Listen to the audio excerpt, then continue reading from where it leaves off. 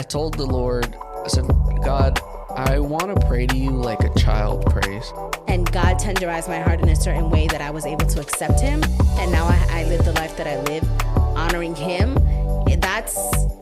That should be enough to be grateful for. When you learn to just be grateful with what God has given you, regardless of how much or how little it is, and you try to honor him with everything that you have and in everything that you are, again, I think it's this idea that God will begin to give you more because he knows he can trust you with more. It's not going to make your problems go away, but your heart posture and your approach to life and things and situations would definitely change. And your eyes would be more open to how much of a blessing your life really is, despite whatever situation one might be going through. You can kind of like just get a little bit of clarity, like how you just said you're grateful for the things you're never really grateful for.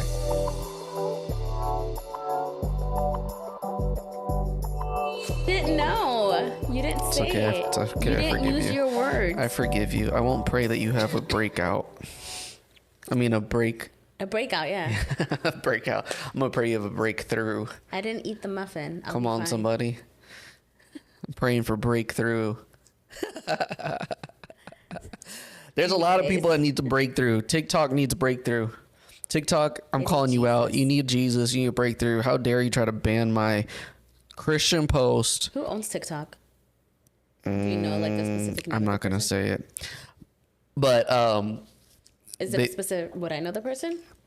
no, it's not a specific person. Well, no. Yeah. They don't like Jesus. They're on that team. Okay, I got to stop joking around. Anyway. Y'all try to ban my Jesus post for hate speech. That's crazy. So I appealed it and I won. Let's be clear. It was literally just the gospel. Like literally explaining the gospel. That's it. It wasn't like a specific teaching, a specific verse in the Bible that talks about hate stuff or anything. It was literally just like Jesus. So that's, how is that hate speech? They be drinking that haterade. Anyway, I'm feeling better. We were gonna start this about 10 minutes ago, but it was just I was not having it. I can't function without coffee. So now I got Cali coffee. I've been openly rebuked about what is that water I drink? Oh. What is that water I drink? Go there. I've been openly rebuked about this morning too. Liquid Death twice. I've been openly rebuked about Liquid Death twice, so I repent of Liquid Death. I'll never drink water again. Y'all don't know I'm a troll, bro. Anyway, y'all are gonna find out. I'm on that troll life, but I love everybody. Anyway. Okay. Just kidding. No, somebody told me to check out the background. Maybe it's valid. Maybe there's something about that. Maybe we can do an episode on it. Yeah, I gotta look into it. I have no clue. Who knows? Maybe it's a total Church of Satan that. Oh my gosh. Okay. That runs Liquid Death. We're going way off topic here. I might have to look into it. Anyway, yeah, we got a lot to talk about. Yesterday we had a worship night. It was really fun. It was a good time. Saw some faces I haven't seen in a minute, so it was good. It was good to catch up with people. Everyone was like, "Why is Alex not singing again?"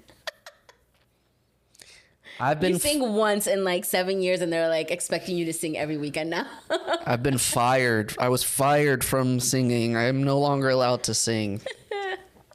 They don't need me to sing. Look, we got really gifted people, and for what? I don't need to, right? Yeah. It's like I'm making room for some really great people for God to use them and their gifting. So y'all don't need me. Anyway, today we're going to talk about being grateful, gratefulness and adoration. It came up in your group. So you have a group that meets every single week. Every Thursday, 7 p.m. virtually if you want to join. We are going over prayer. And a lot of people think that you have to start with this group at the beginning in order to get like everything from it. But we study a different prayer every week. So it's not like a continuation of one prayer. It's a different prayer every single week. Oh, I didn't know that. So you guys, I didn't even know what you guys talk about. I'm banned because I can't come into your... It's a women's group. But, so you guys do like what? Like the Lord's Prayer one week and then like we did David's the Lord's Prayer. This week we did Psalm 139. We were looking at that. What prayer did we do last week? I believe it was another Psalm. You know, Psalms is like full of it. like a ton of stuff, but Full of it in a good way, not full of it as we Yeah, say you know what I mean. colloquially. There's I a can't even help you word. because I don't know what the word is. Anyway, yeah. But yeah, so it's every week it's a different prayer in the Bible and what we can learn from that prayer. So this week we were studying Psalm 139, where Jen, I love her, absolutely love her. My personal Bible study, like I do Bible study in a group setting, but I also do like a personal Bible study on my own time. And she's going through like each of the books, like Genesis, Exodus, like she goes through those books or whatever. And she's like literally my favorite. Every time I listen to her, I feel like the dumbest person in the world. And I love it because I'm like, everything that comes out of her mouth is something new for me to learn. So it's like, it's great. I'm not like sitting through things like, oh, I already know that or I've heard that before. It's like every single time it's something new. Either way, I'm getting off topic.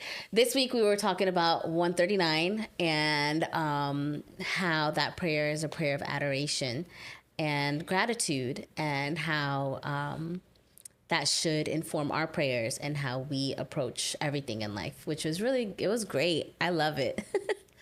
I love it. Psalm 139. I'm trying to find it, but so it's a prayer of adoration. Yeah. What, just in plain terms, how could we define adoration for people when we say, God, I adore you? As most of us probably do in worship, and not so much just in common. That word we don't use often, right? I adore you. We say it in I was worship gonna and say like stuff. adoración, but like that's not a definition. That's a translation. No. To adore somebody, to show great, I think it's just to honor. Yeah, I feel like acknowledgement of the good in people, or God in this case, acknowledging the good in him and who he is, but being in awe of it and respecting it, honoring it. I don't know. I think it's like it's a slew of different things that go into adoring someone. Like, So adoration as reverent worship, placing God at the center of our attention and praise. Yeah, the Psalms are full of that. Yeah, I think it's 94, 95. Come, let us kneel before our Maker. There's just tons of Psalms. So I'm guessing 139 is somewhat similar to that. I don't know off the top of my head.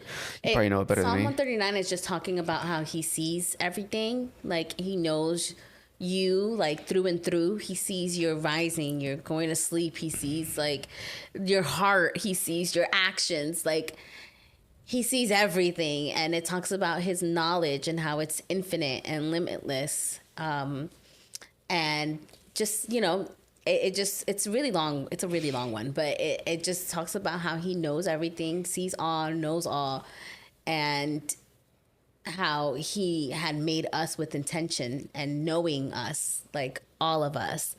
And it's just adoring that, just acknowledging that that's who God is, that he's all knowing, and he still saw it fit to make us, give us life. And at the end of it, David is asking him to kill his enemies. So, Come on, somebody. It Y'all takes ever a been turn. praying those David prayers, like pour some boiling hot oil over my enemies' heads?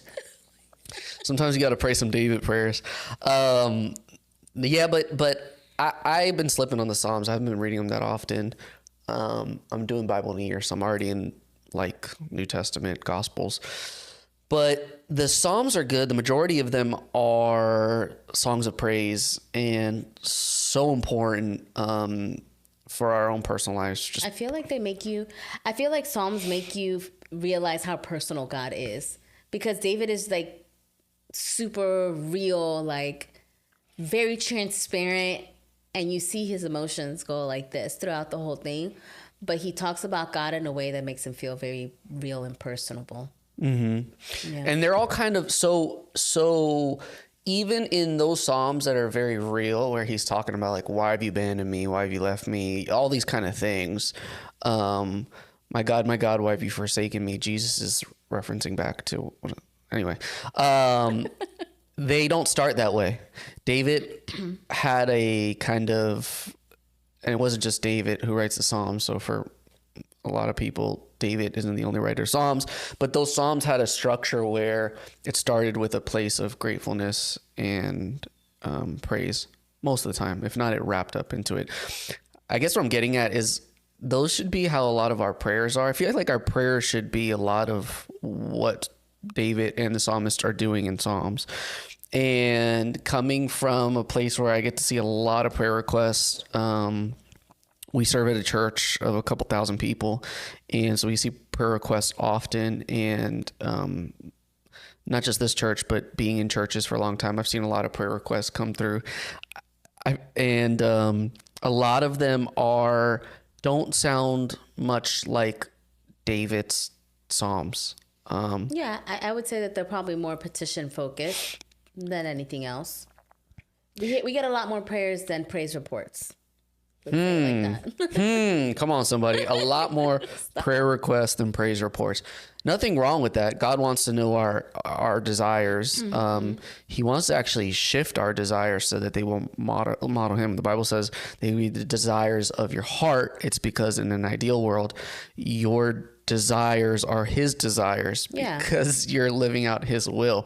So he wants to hear us. He wants to all that. But I just wonder what percentage, if everybody was to take an assessment right now of their prayer time and do almost like a percentage of how much is prayer requests versus praise reports, I think we'd get a very interesting, telling analysis. Or how you even start your prayer. How do you even start your prayer? Because when in our group, we're very open and transparent with each other. And, a lot of us, we start, sometimes at times people don't even pray unless they need something. Like they'll go a couple of days without even acknowledging God or anything like that. And it's when a situation arises that they're like, okay, I need to take this in prayer. And so then the prayer is focused on that. But, and there's nothing wrong with that. Like you said, you need to make your requests known. A parent would always say, why didn't you tell me? I want to know. So God, we're not saying God doesn't want to hear your prayer request, but at the same time, if you had a friend who only came to you every time they wanted something, you would get annoyed. Now, God is perfect. So, right, we're not talking like that. But still, we understand that as humans, like, I shouldn't just be going to somebody when I want something from them. And that comes with spiritual maturity because, depending on where you are in your walk of life, you might not know that. You might have not studied that. A lot of people, it's surprising. A lot of people that have been walking with the Lord with some time will still say, like, I struggle with prayer. Like, how do you pray? But that was another podcast. How do you pray? Everybody would. Prayer is one of the most, it is the most powerful thing a Christian could do, I think. And it is the thing that is the easiest in theory, the most difficult to practice. Yeah. From the no name, whatever, to the great late Billy Graham, who everybody would say, crazy, when they talk about when they went to him in his later years, he's near the end of his life, and they asked, what would you change? One of the things he said, I would pray more. So everybody, myself included, exactly, is bad at that. So it's just reflecting on how you do currently pray, and if you're not incorporating gratitude and adoration for the things that he's already done before you start asking for him to do more, then I think that there needs to be an adjustment there. But that's basically what that whole psalm is like teaching us. It's like literally, I think it's the last two verses where he actually makes a request, and there's probably like 20 something verses in there. You know what? Let me look it up before I forget. Well, Psalm 39? 139. Whoops, just kidding. Psalm 139. Let me scroll all the way to the bottom. We got 24 verses. I'm in the Message, so that might not be legit. Hold on one second. Not that the Message isn't legit, but they group things. 24. Okay, so there's 24 verses. Yeah, there's 24. And at the end, he makes a petition. But the petition is, well, you know what? Yeah, if only you, God. Precious to me, your thoughts, God. Yeah, if only you, God, would slay the wicked away from me. you who are bloodthirsty. And then at the end, he makes, so out of 24 verses, I would say 21. It looks like it's only 20, like it looks like there's only 3 verses that are petition, which is slaying his enemies. And then search me, God, and know my heart. Test me and know my anxious thoughts. See if there is any offensive way in me and lead me in the everlasting way. That's good. So we did a whole episode on prayer. But I think the important thing is adoration and gratitude. You know, yesterday, the worship night, I just had this illustration, or I was trying to show people how many of us are living with the glass kind of half empty thing. And it was more a reference of our fuel tanks, where a lot of people are just running on fumes right now in life. And so we pour into others and we don't have much to pour, so it doesn't make much of an impact. And then we're left emptier. But in that same kind of glass half full kind of thing, I think there is a powerful illustration also in the idea of just living in a glass half full kind of thing. I think that's like gratitude, is having an optimistic mindset, thinking of the positive things first. Paul talks about that, is thinking of the pleasant things. Jesus in his model prayer starts it, Our Father art thou in heaven, hallowed be thy name. There was this gratefulness and appreciation. And I just think that's important. So if you're sitting here and you're feeling super convicted because you're like, oh my gosh, all I do is go to the Lord and ask, that's all right. Ask. He wants you, but just change the ratio and just spend more time praising God. I know I've done that in the last week or two because I caught myself in that, where I'm just like, you know what? I do my thing. I just take time to thank you, Lord, that today I woke up and I was able to stand on 2 feet. There's so much. There's so much so that I was thinking about this the other day. I told the Lord, I said, God, I want to pray to you like a child prays. Do you remember when you asked like a 5-year-old or 6-year-old? You ran kids in our church, so you know. And they say stuff like, God, thank you for the sky. Thank you for the grass. And you think, oh my gosh, kid, get to the point. Like, let's go already.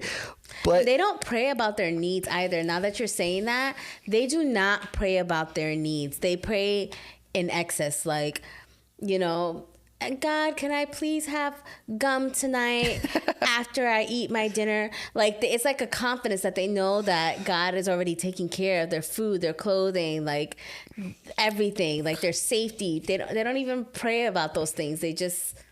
It's just an excess. If I'm within your will, bless me with abundance. Come on, man. It's the faith of a child that Jesus talks about. There's something deep about the faith of a child.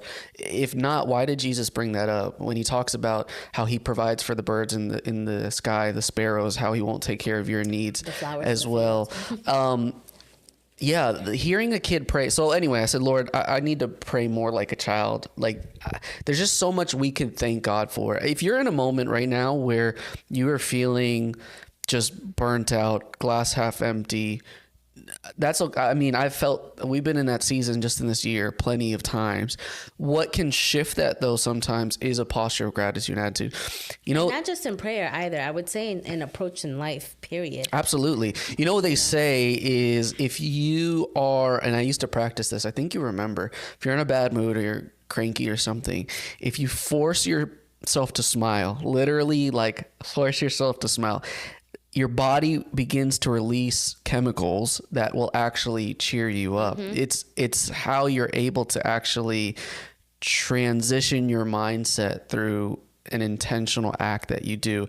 I think in the same way, if you're in a slump in life, if you intentionally take steps, I think you're not going to necessarily change your circumstances, but I think you could definitely change your posture. Yeah. And there's so much we could thank God for. Look, you're talking to 2 people who have worked very hard.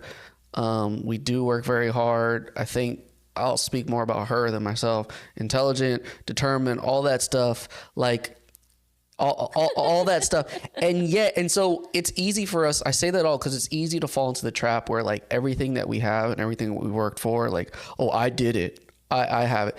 And I think I was just telling you the other day that the reason there's certain celebrities that I'm just like not the fondest of, and I pray for them extra because of arrogance that comes behind that. It's a very fine line between I worked hard and God gave me this, that you just cannot cross.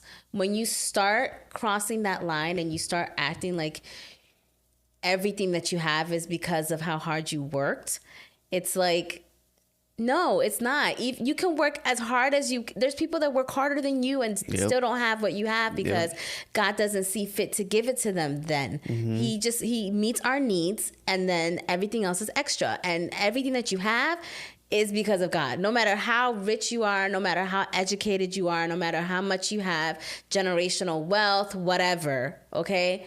Everything that you have can be taken away from you in a second if God so pleases him.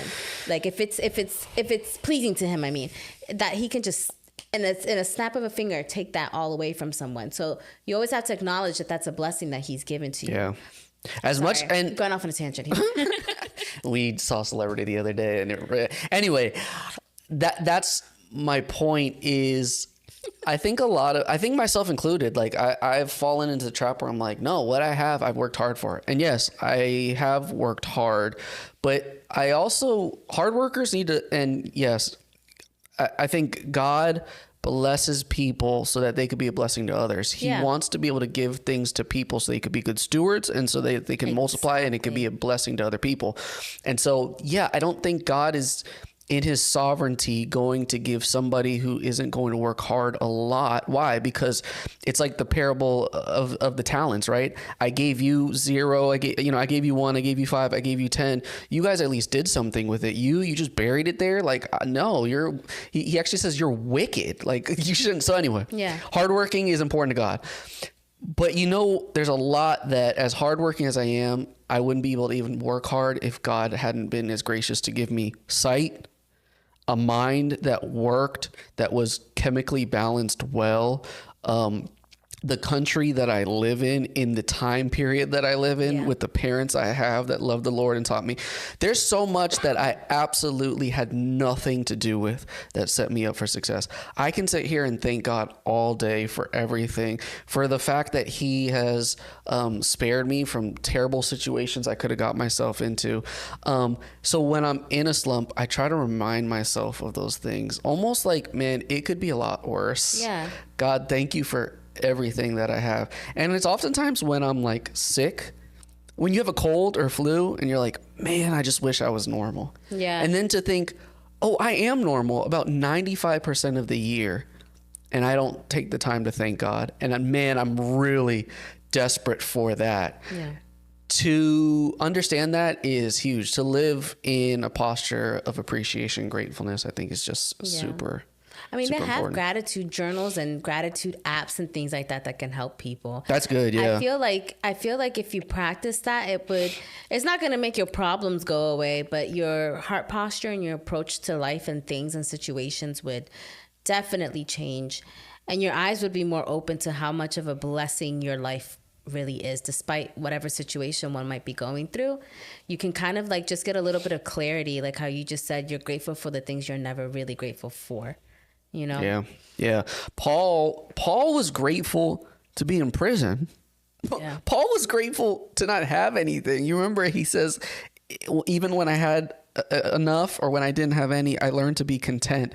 Paul was thanking God when he was in the prison. It's just the craziest thing to me. Yeah. When you have, I talked about it yesterday, John 10:10, the devil comes to steal, kill, and destroy, but God comes to give you life and life in abundance. Yeah. Prosperity gospel will teach that abundance is an abundance of clothes, jewelry, cars, houses, all that. No, man. To have an abundance is to have an abundance of the fruit of the Spirit: love, joy, peace, patience, kindness, goodness, gentleness, self-control. I'm missing one. When I have an abundance of those things, it doesn't matter if I have a lot of money or not. I still have joy. It doesn't matter if I have a lot of material wealth or not. I still have patience. I still have love. That's the kind of abundance God wants to give us. And when he gives it to us, that is true life in abundance. Doesn't matter what the circumstances in life. We can just be able to have those things. Yeah. And you have to be in a place where you can recognize those things too. Yeah. When again, don't ever get to fall into the trap where I worked hard for this, or I did this, or I did that. I made my own way. God is always the one who makes that way. And when you have those fruits, when you have to be able to recognize them too, those blessings that follow you when they come. Because if you come from a place of arrogance and you think that you made your own way, you just, it's added onto you and you're like, I knew that was coming. I knew that I worked hard for this. I knew that, you know, this was eventually going to happen. You had to recognize it was because of God, period. Like, period. You know, the great philosopher, great poet, Notorious B.I.G. said, why? "More money, more problems." That in itself is sometimes people who have gotten a lot more, I guarantee you they've now realized it didn't bring them joy and it didn't bring them happiness. I found this quote and I loved it. Gratitude turns what we have into enough. Love that. Sometimes I always wanted to do that on here. God, nobody saw it. Do it again. Sometimes you know what's crazy? When I was like 18 or 19 and I saw what my parents had, I was like, how in the world did they get that? And I thought, I'm never going to be able to buy a house. Like, I don't even know if I'll be able to, like, what in the world? And now we have it. God made a way. But like even you and I kind of joke about the small little condo we started out in. Like we're like, yeah, it was tiny and blah, blah, blah. We've talked about it in past episodes. But sometimes like when we're in this house, it's a little bit bigger and there's like a lot more to clean. We're like, man, we kind of miss the condo, right? It's like, man, we cleaned that condo quick. But that's so anyway, there's tons of like we were grateful for that tiny little condo, like easier to clean, less maintenance. I mean, my upbringing makes me very grateful for anything that I get, honestly, any little thing. And I think as a believer, I mean, just like recognizing that, you know, you get to wake up in the morning. And I know it sounds so like, some people are going to be like, so cheesy, so corny. But I don't know. I fell in love with Jesus in such a way that like, and I've been safe from actual like death scenarios where I'm like, man, just any little thing I'm just so happy for. Like when people ask me, I don't want to start getting emotional. When people ask me, like we were just talking to the family about like our Christmas wish list for the kids and for each other and all that stuff. And it's hard for me because like, you know, growing up, sometimes we didn't get certain things or, you know, we didn't get the best of things. My parents had the best that they could, obviously. But like just realizing that I'm at a place now where I don't really care for gifts. Like I don't need anything. Everything that I need, I really actually have. You know what I mean? It's like I get to eat in the morning. If I want to relax, I can sit on my couch in a home. You know, I have my little dog. I have a backyard if I want to go walk in the backyard. Like it's just like the smallest little things that I don't know. I used to not have, and now I have this, and it's like I know that it's because of God. Because if the person who I am today met the person that I was as a teenager and told them like, hey, one day you're gonna live in South Florida and you're gonna live in a house, you're gonna have a husband, you're gonna have a dog, you're gonna be able to travel here and there, like I would have been like, you're crazy. Like how? Like how in the world would I be able to do any of that stuff? And sitting in the position that I'm in now, I'm like, it's all God. I mean, like from the tickets that we just bought to Tokyo, dropping $800 overnight so that we can buy them, from us accumulating the points that we can accumulate to be able to go and do these things, from Pet Day at the Broward County, what is it called? Where we got the adoption thing? Yeah, the adoption thing. I mean, to adopt a dog, sometimes you had to pay a certain amount, but that day you named your own price, you know? That best $10 I ever spent. Yeah, and then today finding out that if through this foster care system, we are able to adopt the child that we have currently in the NICU, I thought that there was going to be legal fees and stuff involved. And she was like, you guys would not pay absolutely anything. Do you know how expensive adoption is in the United States? Yeah. And to hear that, I'm like, wow, God literally makes a way every single time if you just trust in that and you're grateful for just even the opportunities to be able to do certain things. He'll go above and beyond to make sure that it's like smooth sailing. Yeah. But I want people to hear, because if people are like watching this and, you know, they're not in this place yet, this could sound like a flex or whatever. I want No. y'all to hear No. our hearts. Like, we ain't flexing. Like, my 2012 Camry with 180,000 miles and her Honda. Yeah, if I turn on the AC, my 2005. car shakes. Yeah. Like, it's so there are people far better off than us. And you know what? If God took all of this, it would hurt a little bit, but we'd still be content. I Yeah. think that was the thing, is when you trust the Lord and you find just contentness in him and who he is. We didn't like really strive for any of No, this. that Like, was we not a just goal for tried us. to be we just Faithful tried to to what be we had. faithful and just enjoy what God gave us. And we've always tried to bless people with what we've had. We've had multiple people come and live in our houses when they were just weird seasons, like whatever, trying to figure it out. We've had people come live here, didn't ask anything. Yeah, we didn't ask not because anything I'm a of them. saint. It's because somebody did that for me. Like in college, my uncle was like gracious enough to do that for me, and My so upbringing, we live with like aunts and uncles a lot. yeah, right. So we were just trying to kind of model that. And I think when you there's a couple things. When you learn to just be grateful with what God has given you, regardless of how much or how little it is, and you try to honor him with everything that you have and in everything that you are. Again, I think it's this idea that God will begin to give you more because he knows he can trust you with more. And it's not to give you more so you can, it's like, I'll give you more, just keep that mindset. I think that's the key part. Keep that mindset, Yeah. and I'll trust to give you more. And so, whatever. If we get more, we get to bless people more. And if it gets all taken away, I mean, We still have each other. yeah, like, like at this point, the most precious thing that have we God. had other than God was taken away in Abel. And we learned to just, like, even that was a practice of, I need to learn to be grateful for the time we had with him. You know what I'm saying? Is you always have to find the gratefulness in that, and find time to, last Sunday we talked about worship and what is worship. It's an offering of yourself. It's not just singing. It's not just Sunday.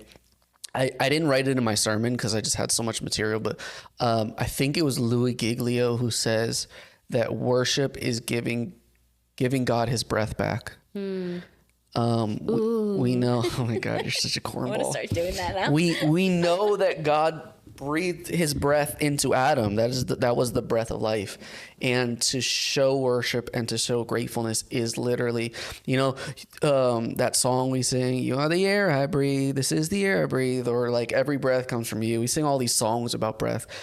Why don't we actually practice that? And like the breath that's coming out of our lungs, I give it back to the Lord in thanks and appreciation, in gratitude, in adoration. Yeah, I think it's just a practice it's a practice you should have before you get wealth.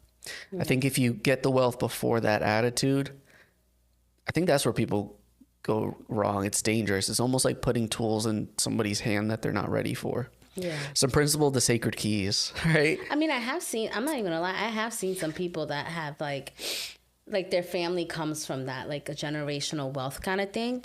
And, God knows what he's doing. He sees your heart once you already have that. He sees that you're doing well with it, doing good with it, blessing others with it, but like growing his kingdom with it. I don't think he's gonna snatch it away.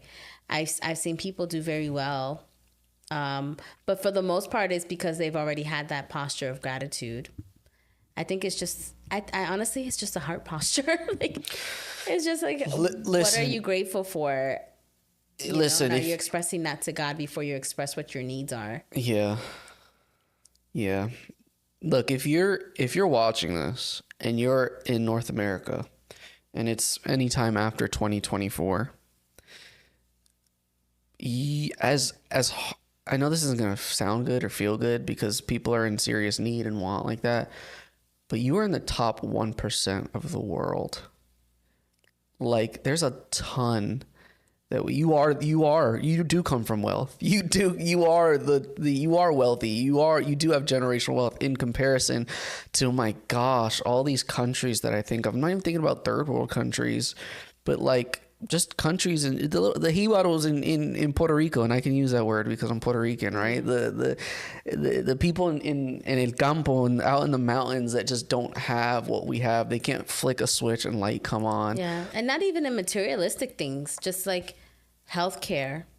Like in other countries, you have to wait months to be able to see a doctor. Here, you can make an appointment and be like, "What's the soonest availability?" And they'd be like, "Oh, we got a cancellation tomorrow," and they'll let you come in. You know, Bing, you're in. Yeah, or like just access to like transportation or water or food. I mean, if you ever go out on the street, even a person that's homeless, like people are giving them food, like. People are there's places where they can go and get like toothbrushes and toothpaste and like a warm meal. You can, if you go early enough, you can get a bed to sleep in even when you're homeless at these shelters. It's like you don't see that everywhere. You are, what is it, 1%? Top 1%. Top 1% of the world. Mm-hmm. The fact that you can watch this and hear me say the name Jesus and not be in fear that somebody's going to kick your door down and try to murder you is seriously a blessing. There are over 5 million unreached people in the world that have never heard the gospel, let alone those who would be persecuted for listening to something like this. There's a lot we could be grateful for. And I think sometimes our lack of gratitude and our apathy to the fact of how much we have is what gets us comfortable. And it's sometimes what stifles our faith. The Christian faith grows the most under persecution. We know that. The fastest growing church right now is in Iran, underground, amongst persecution. I think sometimes one of the most dangerous things that the devil can do in our lives is actually not take from us, but give us. Ooh. You're going to ruin this whole podcast with your oohs and ahs here. We're not an ooh and ah podcast. I know, it's a joke. You're going to offend all the ooh and ah podcasts that actually do it. It's all right. I think when we have a lot, we get into a dangerous spot for various reasons. We lose our sense of gratitude. We lose our dependence on the Lord. It's a dangerous place to be in when when the devil gives you a lot of material and worldly wealth. But if you can keep a posture of gratefulness, understand where it comes from, and understand who deserves it. Yeah. That's the important part. And I don't even want to, I don't really want to make this whole thing as if it's like materialistic things that we're talking about being grateful for. It's also in the spiritual things, like how you mentioned just being able to say Jesus, but even in the spiritual sense, the fact that you were able to make a decision and that decision gave you an eternity with him. Like, it says that many are called, but few are going to make it through that door. You know what I mean? Few are going to make it there. Stop. It's like, be grateful that your heart was tenderized in such a way, and your life, you walked it in such a way that when the moment came and somebody spoke to you about Jesus, you accepted him. And as long as you live every single day, like knowing that, being confident in that, living your life to worship him, and that decision was a real decision. You went and got baptized. You're an active member. You're doing what God has called you to do. Like, that is a blessing to be able to share the gospel with others. I mean, I don't know. I think that's something that daily every Christian might take for granted. I know there's days that I don't even give that a second thought, but to know that there's people out there that hear the word and reject it, and God tenderized my heart in a certain way that I was able to accept him. And now I live the life that I live, honoring him. That should be enough to be grateful for, regardless of any materialistic thing that comes about. That should be enough to be grateful for, because there's people whose eternities are not going to be where you are. Yeah. So what can we do? What are just some practical things that we can do to have adoration or gratitude more in our life? You mentioned some of them at the top, but I just kind of want to review. Like a gratitude app or gratitude journal. I know, like, the place that I used to work at before, remember, she was like, at the end of the day, sit down and like write down how the day made you feel. Five significant things that happened during the day and how it made you feel. And I think that we can also use with being grateful, like gratitude and adoration is like, what 5 things stood out to you the most that day? Like what really made up your day and how it made you feel. And even if it made you feel a negative way, what are you grateful for from that situation? What do you think you're going to learn? Maybe practicing something like that, like making sure that you acknowledge that every single day you have something to be grateful for would be helpful. Yeah. Couple things that I would suggest is assess your prayer life, measure how much you're asking versus how much you're being grateful for. The other thing I did a while ago is I made a note of not just prayer requests, but praise reports, because I did that out of learning about myself. That was really easy for me to remember what God didn't do or what I was still waiting on, but I was like totally missing every prayer that he answered. Just slipped my mind. So having those to go back to in times where I'm in a slump or whatever was helpful for me. Yeah. I was just going to say thank him in advance for it. Instead of like asking and begging, because God can't be manipulated, you know. He knows all things. What if you go on like a 21-day fast? Can you manipulate him then? He knows all things, and he knows your past, present, and future, what he's already going to give you, what's in his perfect will, what's within his will. Like he already knows. You can't really manipulate his hand to do anything else. So if you're really giving your life and asking him to have his way and his will in your life, thank him in advance for things, rather than begging. And just, be like, thank you, God, because I know that you're going to take care of the situation. But don't try to manipulate and say, like, thank you, God, because I know you're going to give me this specific job by this specific time, because it's a little manipulative. I'm just throwing that out there. Dr. Lemma used to say, you can't twist God's arm. Yeah. But I mean, maybe a better way of asking those things, it's small things. Lord, this is a job I want, but my desires should be your desires. And so if I'm praying for the wrong thing, change my heart, reshape me, back to that sermon thing, shape me. I'm clay in the potter's hands. Yeah. Mold me. And so help my desires to change to be in line with your will. And thank you for doing that. Yeah. Say thank you a lot more. Adoration and gratitude. Any final thoughts? Just drop your prayer requests below. Thank you for being a friend. Where's that from? Is that the Golden Girls? No. Is it? Maybe. I've never watched the Golden Girls. Thank you for being a friend. I don't know. Well, thank you for watching. We're grateful for the time. You dealt with us for 30-something plus minutes, and that says a lot. So thank you.